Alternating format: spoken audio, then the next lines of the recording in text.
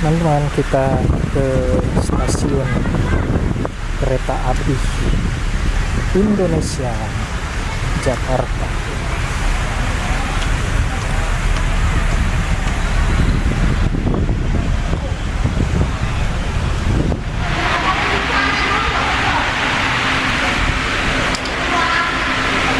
Kapan informasinya teman-teman, saya tidak mengerti juga. Saya lihat ini tadi habis tanya ya di itu, dia bilang harus beli kartu baru, nggak bisa pakai e-money biasa gitu kalau mau ke apa Dufan naik kereta gitu. Lebih baik naik Grab aja lah kalau begitu.